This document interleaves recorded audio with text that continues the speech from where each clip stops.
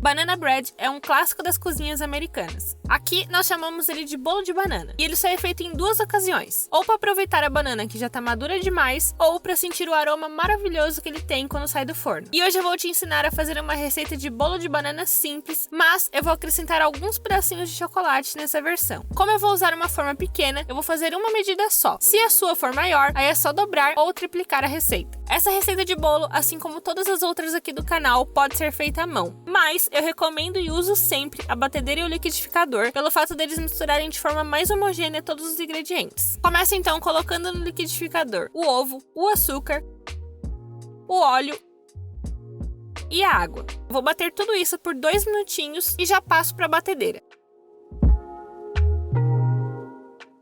Aqui na batedeira eu vou colocar a canela e a farinha de trigo peneirada com uma pitadinha de sal. Mistura com um fouet só para não voar farinha para todos os lados. E deixa batendo em velocidade média por 2 a 3 minutos. Se você estiver fazendo na mão, é só misturar até ela ficar homogênea bem delicadamente para não desenvolver glúten essa farinha e o seu bolo acabar ficando duro. Nessa altura, a minha massa já está bem lisinha, então eu vou acrescentar a banana picada e vou misturar bem rapidinho para ela não se despedaçar. E coloco o chocolate picado. Com tudo bem misturado, coloco o fermento por último. E vou bater por meio segundo só para agregar nessa massa. E é só isso, a sua massa de bolo de banana está pronta. Eu vou jogar toda essa massa aqui dentro e levar ao forno pré-aquecido a 200 graus por cerca de 30 minutos ou até o palito sair seco.